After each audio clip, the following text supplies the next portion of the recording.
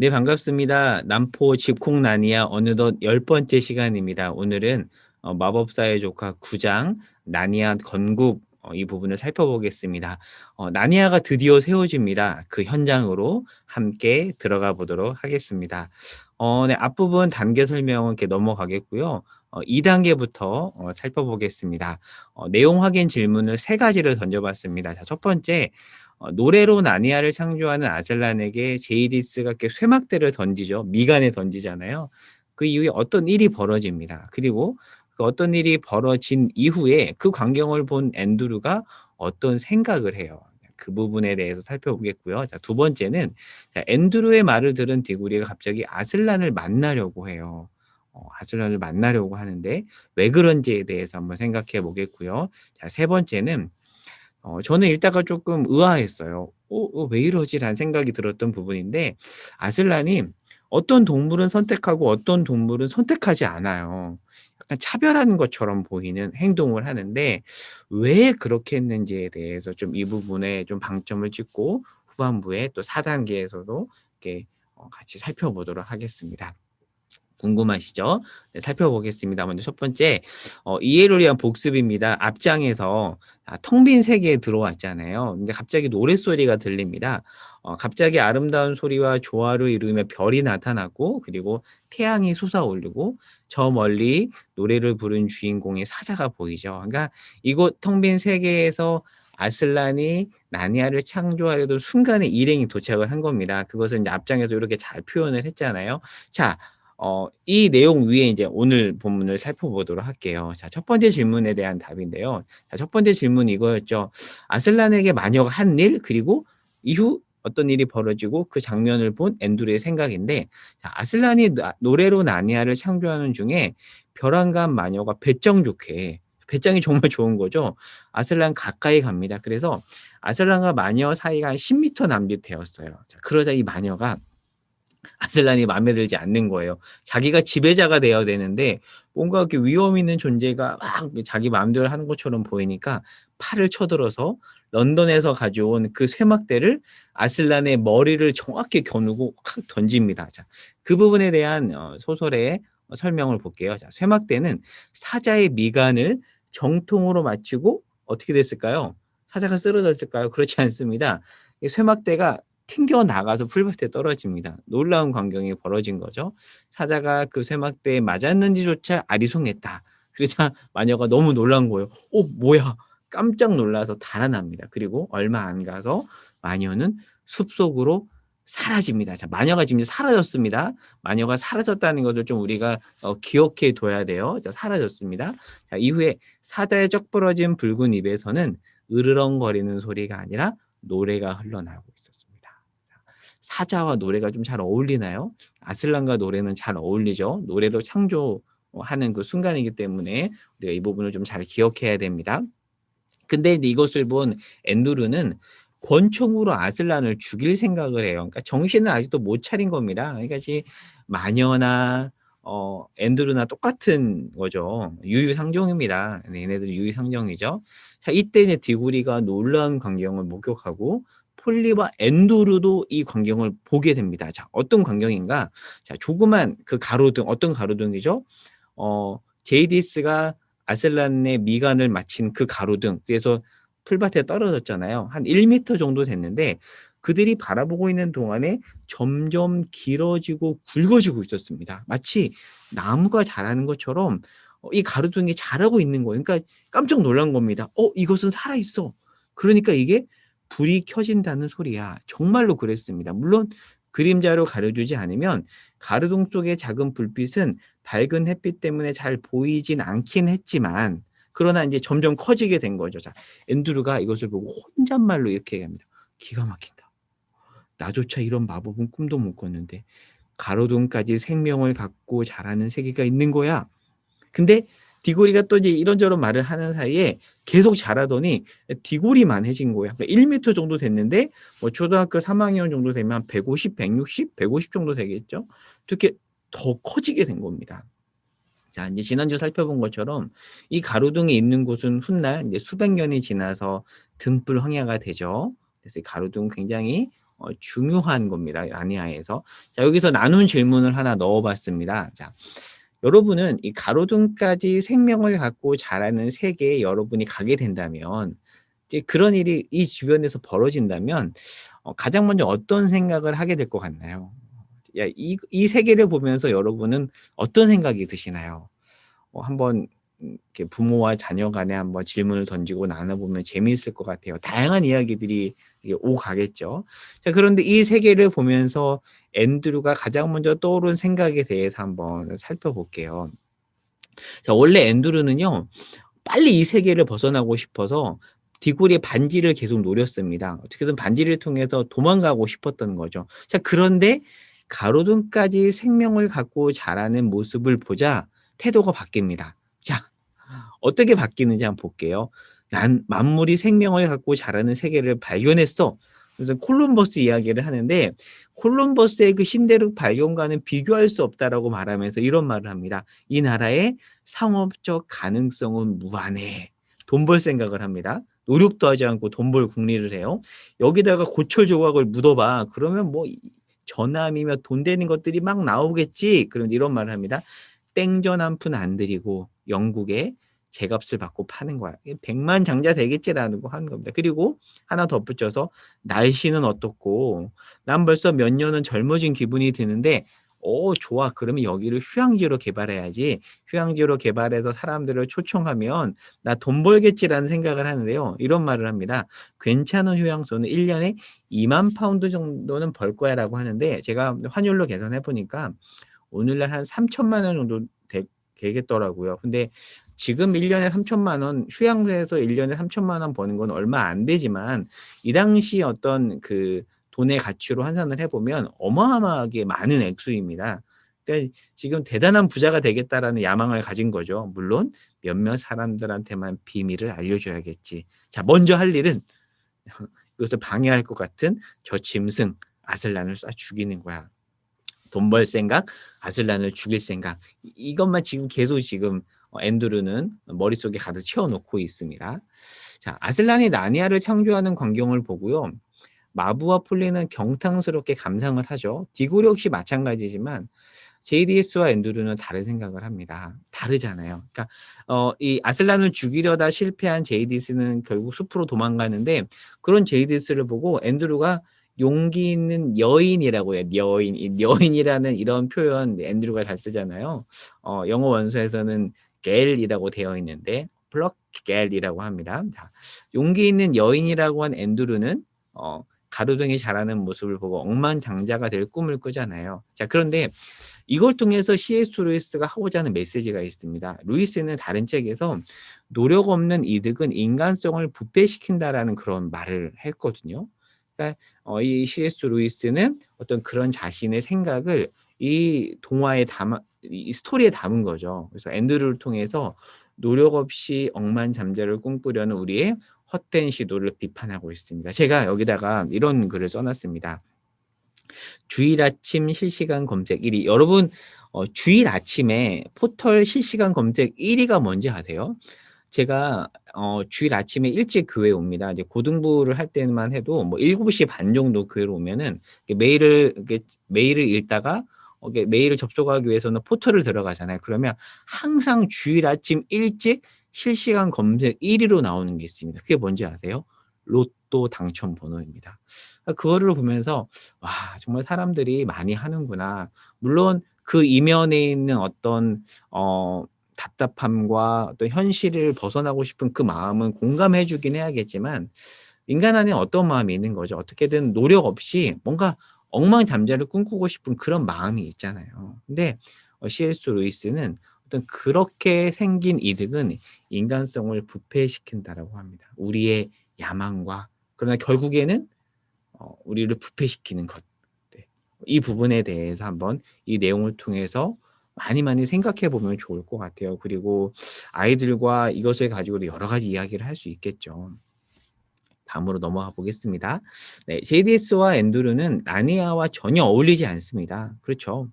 그러나 마부와 폴리나 뭐 또 그 스트로베리는 정말 나니아와 잘 어울리죠.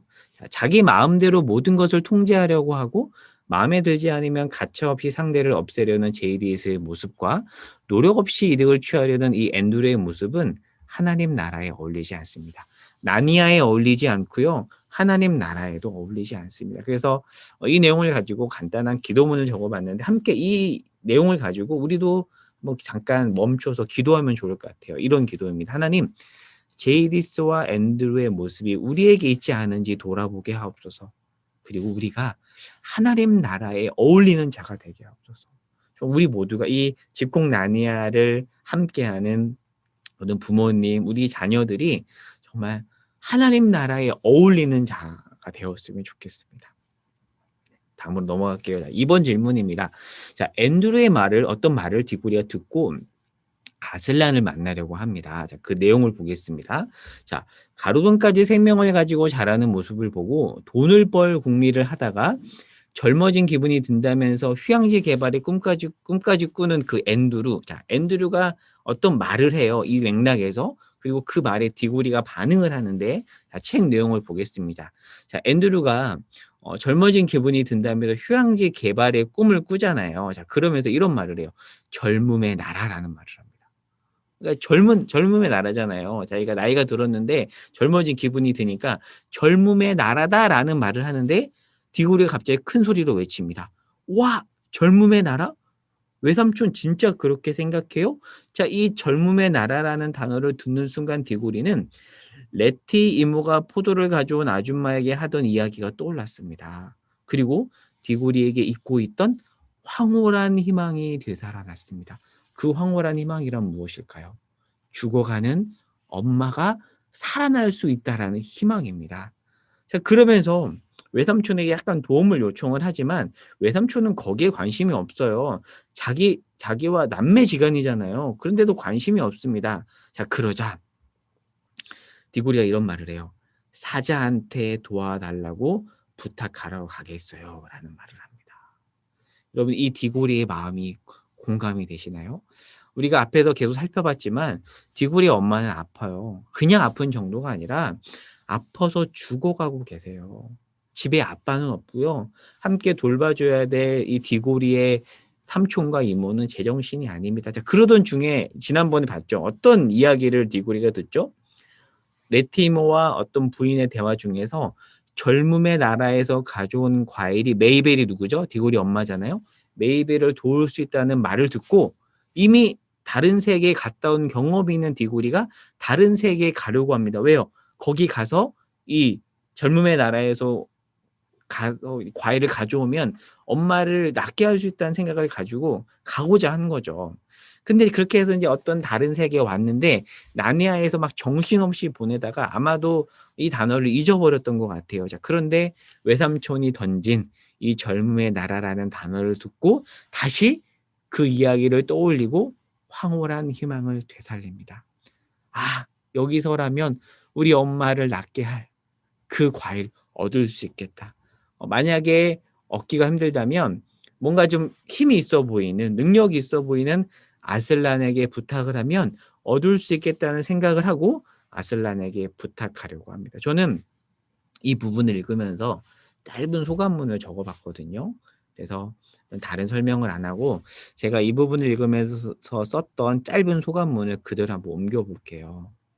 이제 저희 어머니도 제가 어렸을 때부터 많이 좀 심하게 아프셔서 참 디고리가 많이 공감이 됐는데, 자, 이제 이 부분은 그냥 앞에 나왔던 설명이라서 그냥 넘어가겠고요. 자, 9 장과 10 장에서 여러 인물이 부각되지만 특별히 온통 엄마 생각뿐인 디고리가 눈에 들어온다. 저의 소감문이에요.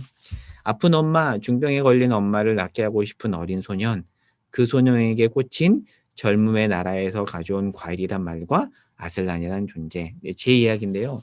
이거 글을 쓸 때 있었던 일인데 뭐 어머니가 이제 투석을 하시고 뭐 여러 가지 질병이 있다 보니까 뭐 삶 속에서 작은 전쟁들이 늘 있어요. 그러니까 몸이 힘들면 사실 마음도 힘들어지잖아요. 그러니까 예전에 환하고 늘 따뜻한 말을 건네던 엄마의 모습이 늘 이제 제 안에 있고 지금도 물론 그러시지만 물론 여전히 그런 면이 있지만 많이 아프시기 때문에 약해지셨죠. 그래서 가끔은 당황스럽기도 합니다. 이해가 되죠. '얼마나 아프실까?' 그런 생각이 들어요. 근데 가끔 그 엄마를 지켜보는 아들로서 그런 엄마를 지켜보다 보면 몸과 마음이 솔직히 힘들어지기도 합니다. 그러다 보니까 저는 이 디고리가 너무 공감이 되는 거예요. 근데 인제 제가 이 글을 쓸 때 마침 친한 교회 집사님으로부터 연락이 왔어요. 저를 꼭 만나야겠대요. 근데 그 집사님과 저와는 공통 분모가 있는데 이 집사님은 17 년간 신장 투석하던 남편을 수발하면서 고생하시던 거의 저희 어머니 뻘의 집사님인데 제가 보고 싶으셨대요. 그래서 한참 이야기를 했는데 만나면 이제 그런 이야기를 해요. 보호자로서의 공통 분모가 있으니까. 근데 대화를 하다가 저도 모르게 눈물이 났어요. 한참 힘들었던 때였어서 눈물이 났습니다. 그러니까 '아유 목사가 집사님 앞에서 울다니.' 뭐 인제 그런 생각도 들었지만 '그럴 수 있지.'라고 또 이렇게 넘겼어요. 자 인제 그 이후 글을 볼게요. "디고리의 마음이 크게 공감되었다. 온통 엄마 생각뿐인 그 마음 조금은 알 것 같다." 이 어린 디고리가 감당하기엔 참 어렵잖아요. 그러다 보니까 이 어린 디고리는 엄마가 낳는다라면 무엇이든 다 하고 싶었을 것입니다. 그래서 아슬란에게 희망을 걸죠. 저는 하나님께 희망을 겁니다. 당장 치유해 주실 거라 믿지는 않습니다. 하지만 믿음을 주시고 위로해 주시는 하나님 안에서 넉넉히 이기도록 해 주실 것이라는 그런 믿음이 있습니다.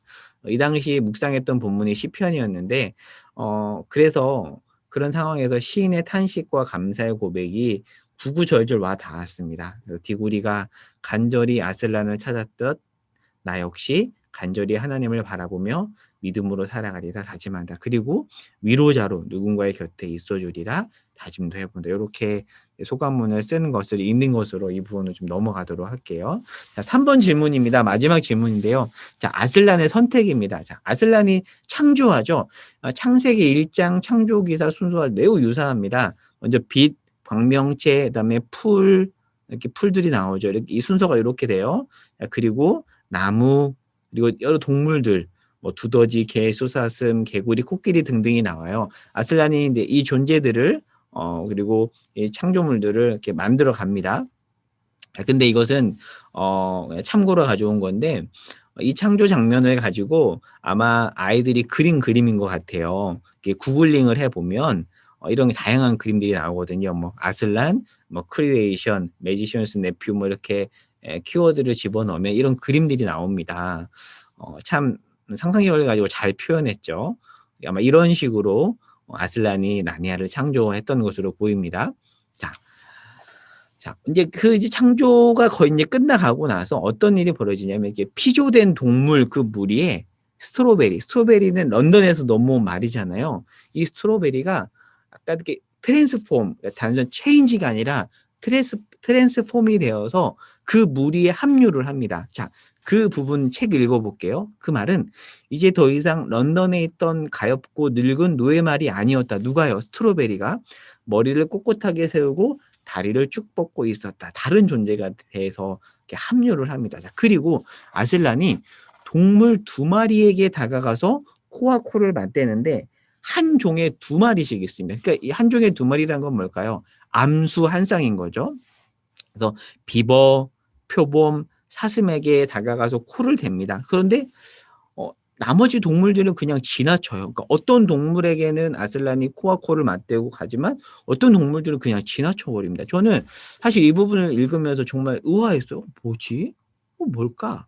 여러분도 그런 생각이 들지 않았나요? 자 좀 더 볼게요. 자 아슬란이 코를 댄 동물들은 원을 그리며 이렇게 섰고요. 자 그다음 장면에 보면 이런 그림이 나오잖아요. 이렇게 원을 두르고 섰고요. 다른 동물들은 뿔뿔이 흩어집니다. 저는 이 부분이 너무 의아했어요. '뭐지?' 그러니까 남은 선택된 동물들은 아슬란을 바라보고 아슬란이 이들에게 이렇게 말을 해요. 유명한 말이죠. "나니아여, 나니아여 깨어나라. 사랑하라. 말하라. 걸어 다니는 나무가 되어라. 성스러운 물이 되어라." 이렇게 해요. 멋있는 장면인데 저는 자꾸 어떤 생각이 드냐면 '아이 뭐지? 선택되지 않은 흩어진 동물들은 뭐지? 아슬란이 차별하는 걸까?'라는 생각이 자꾸 드는 거예요. 여러분은 그런 생각이 들지 않았나요? 좀 더 가 볼게요. 자 인제 이 이야기를 진전시키기 전에 자 나눈 질문을 하나 넣어 봤습니다. 이 그림을 좀 유심히 봐야 돼요. 이 그림을 유심히 보면 어떤 특이점이 보입니다. 여러분 특이점이 보이시나요? 네. 의외로요. 아이들이 잘 찾아냅니다. 굉장히 잘 찾아내요. 특이점이 보이시나요? 자, 특이점은 뭐냐면 아슬란 주위를 둘러싼 동물들은 모두 한 쌍인데 유심히 보면 우뚝 서 있는 말이 보이죠? 여기 보이시나요? 바로 스트로베리입니다. 스트로베리가 우뚝 서 있잖아요. 그렇죠? 혼자 우뚝 서 있습니다. 책에서도 스트로베리가 새로운 존재가 되어서 다른 동물들과 합류했다고 말하죠. 그러니까 아슬란이 누구는 선택하고 누구는 선택하지 않았는데 스트로베리는 선택된 것으로 보입니다. 그러니까 이게 이제 특이점인데요. 자, 이 선택이라는 키워드를 가지고 좀 더 생각을 해볼게요. 자, 아까 제가 말했던 것처럼 저는 책을 읽다가 놀랐어요. 왜 아슬란이 왜 그렇게 했지? 자, 아슬란 주위를 동물이 둘러쌀 때 선택받지 못한 동물들이 뿔뿔이 터졌다는 데에서 궁금증이 의아함으로 발전되었고요. 이제 제 개인적 생각이에요. 그리고 뒷장을 계속 보면서 저는 이 동물도 어디 갔지? 뭐야? 자꾸 이제 이걸 찾게 되더라고요. 자, 여기서 나눈 질문입니다. 왜 아슬란은 일부 동물들을 선택하지 않았을까요? 자, 아슬란이 편애한 걸까요? 여러분, 집에서도 아니면 학교에서도 부모나 선생님이 누구는 잘해주고 누구는 안 해주고 누구는 택하고 너 나와 누구는 가만두고 하면 되게 속상하잖아요. 편애를 받는 입장은 좋을 수 있지만 배제되는 사람 입장에서는 굉장히 속상할 수 있는데 지금 그런 행동을 지금 아슬란이 하니까 저는 좀 굉장히 의아했거든요. 자, 이 부분을 생각해 보도록 할게요. 자, 이 궁금증에 대해서 참 루이스가 다른 책에서 이야기해요. 루이스가 쓴 이 기적이라는 책 14장 꼭 찾아서 읽어보세요. 기적 14장 장엄한 기적 중에서 231에서 232페이지에 나오는데 자 보겠습니다. 자, 그리스도인들이 말하는 하나님의 선택을 가만 들여다보면 거기에는 우리가 염려하는 그런 편애가 전혀 발견되지 않는다고 얘기해요. 자, 왜냐하면 그 선택받은 민족은 그들 자신을 위해서 선택받은 게 아니라 바로 선택받지 못한 이들을 위해 선택받은 거라고 이야기해요. 아브라함이 그렇죠. 아브라함은 선택받은 민족, 그러니까 선택받았잖아요. 그런데 왜 선택받았죠? 자기 혼자 누리라고요? 아니요. 그 선택받은 민족은 다름 아니라 무거운 짐을 지기 위해 선택된 것이다라고 말합니다. 그래서 고난을 겪었죠. 그러나 이사야가 깨달았듯이 그들의 고난은 다른 이들에게 치유를 가져다 주는 고난입니다. 최종 선택을 받은 여자 마리아에게는 어머니가 받을 수 있는 최고의 고통이 임합니다. 그녀의 아들 성육신하신 하나님 예수님은 고통을 많이 겪은 사람입니다. 하나님이 아래로 임하여 오신 사람, 그래서 찬미의 대상이 되실 수 있는 유일한 존재이신 그분은 누구보다도 고통을 많이 겪으셨다라고 이야기합니다. 선택받은 자는 선택받지 못한 자를 위해서 선택받았다는 얘기를 해요. 그리고 무거운 짐을 지우기 위해서 선택받았다고 이야기를 합니다. 자, 이해가 되시죠? 자, 이 편애와 선택에 대해서는 4단계에서 조금 더 살펴보겠습니다. 자, 성경을 통해서 보는 나니아 4단계에서 좀 이 부분을 더 발전시켜서 보겠습니다. 자, 이번에는 4단계 이제 성경으로 보는 나니아 부분인데요. 먼저 본문 사도행전 1장 12절에서 26절까지 자, 이 본문 내용을 좀 설명을 해보겠습니다. 자, 예수님의 12 제자 중에 한 명인 가룟 유다가 예수님을 배신하고 결국 죽잖아요. 예수님의 제자는 지금 11명밖에 없습니다. 자, 그런 상황에서 예수님이 부활하신 후에 제자들에게 40일 동안 나타나세요. 그리고 승천하시죠. 자, 예수님이 승천하시고 오순절 성령 강림까지 열흘의 기간이 있습니다. 열흘의 기간. 참고로 2021년 제가 교회력을 적어놨는데요. 유럽에서는 이 교회력 때 국경일로 쉽니다. 뭐 독일도 그렇고요, 뭐 오스트리아, 뭐 벨기에 이런 나라 그런데 4월 4일 부활절 부활하시고 40일 후에 예수님이 승천하시죠. 그리고 성령 강림절까지 열흘의 기간이 있는데요. 자, 제가 이 부분을 왜 얘기하냐면 이 열흘의 기간 동안에 제자들이 한 일이 있어요. 무슨 일을 하냐면 빈 한 자리를 채웁니다. 그 한 자리에 다 알다시피 누가 들어오죠? 마띠아가 들어오는데요. 마띠아를 뽑을 때 어떻게 뽑냐면 사도행전 1장 21절과 22절에 보면 새로운 사도를 뽑는 조건으로 두 가지를 제시합니다. 첫 번째, 예수께서 이 땅에서 육신의 몸을 입고 사역할 때 우리와 같이 다니던 사람. 두 번째, 부활하신 예수님을 목격한 사람. 이 두 가지 조건을 추려서 이에 맞는 사람을 뽑는데 두 명을 뽑습니다. 첫 번째는 바사바라고도 하고 별명은 유수도라고 하는 요셉을 하나 뽑고요. 그리고 한 명 마띠아를 뽑습니다. 자, 첫 번째 후보는 바사바라고도 하고 유수도라고 하는 요셉인데 이름이 세 개예요. 바사바는요. 바는 뭐뭐의 아들이라는 뜻이에요. 사바는 히브리 사람들의 인사말이 샤밧 샬롬이거든요. 샤밧, 사밧은 무슨 뜻이냐면 안식, 쉬다라는 뜻입니다. 그래서 이스라엘 사람들의 인사말이 샤밧 샬롬이거든요. 안식, 평안 이런 뜻이 있습니다. 샤밧 살롬. 그러니까 바사바는 사밧 안식의 아들이라는 뜻이에요. 왜 그렇다면 요셉을 바사바라 불렀는가? 요셉이라는 이름이 너무 흔하다 보니까 식별하기 위해서 누구의 아들 요셉, 그러니까 얘도 요셉, 쟤도 요셉, 쟤도 요셉이니까 이 요셉을 부를 때는 바사바 요셉이라고 이렇게 부른 거예요. 그래서 이제 이름이 이렇게 늘어난 건데, 근데 하나 이름이 더 있죠. 유수도, 의롭다는 뜻이거든요. 그러니까 의로운 사람이었던 것 같아요. 자, 사도 요한의 제자인 파피아스의 증언에 따르면 성경 외 기록입니다. 요셉은 치명적인 독을 마시게 하려는 이방인의 음모에서 살아남았다, 이런 기록이 있어요. 하지만 그 밖에 이 요셉에 대한 기록은 없어요. 새로운 사도 후보 1번 요셉입니다. 요셉에 대한 설명이고, 자, 2번은 마띠아인데요. 이름 외에는 성경이 희한하게도 어떤 정보를 적어놓지 않았어요. 마띠아는. 마띠아에 대한 정보는 너무 없습니다. 다만 유세비우스의 증언에 따르면 나중에 유대에서 전도하다 돌에 맞아 죽었다, 그런 기록은 있어요. 하지만 이 바사바 요셉에 비하면 정보가 너무 없습니다. 자, 이 둘 중에 한 명, 자, 누구를 뽑는가? 제비뽑기를 통해서 결국에는 마띠아가 뽑힙니다. 자, 그런데 이 성경의 설명에 따르면 아마도 요셉은 조금 유명했고요. 마띠아는 무명했던 것으로 보입니다. 자, 매일 성경, 성서 유니온에서 나온 매일 성경 해설에서는 이렇게 설명을 해요. 공동체에서 예수를 따르고 부활을 목격한 기준에 부합한 유명인과 요셉이죠. 무명인이 있었는데, 무명인은 마띠아죠. 누가 세워졌다고요? 무명인이 세워진 겁니다. 제비뽑기를 통해서. 자, 여러분이 만약에 뽑힌 마띠아가 아니라 요셉이라면 어땠을까요? 너무 속상하죠. 솔직히 속상하잖아요. 떨어지면 속상합니다. 그러니까 한 사람은 붙고 한 사람이 떨어진 건데, 자, 그런데 이 당시에는 유명과 무명이 직분을 세우는 기준이 되지 않았고요. 유명한 사람이 세워지지 않았다라는 점이 그리 이상하지 않았습니다. 그러니까 떨어져도 아무렇지도 않았어요. 우리의 관점에서 보면 떨어진 사람이 억울해 보이지만 성경은 그렇다라고 얘기를 하지 않습니다. 마찬가지로요. 아슬란이 일부 동물만 선택하고 나머지 동물을 선택하지 않은 것도 비슷해요. 자, 루이스가 기적에서 말한 것처럼 선택된 자는요, 선택되지 못한 자를 위해 선택된 거예요. 그렇다면 선택된 이들은 선택되지 못한 이들을 대표해서 더 열심히 섬겨야 돼요. 내가 잘났으니까 내가 선택됐고 쟤는 못났어, 이런 태도를 가지면 안 된다라는 거죠.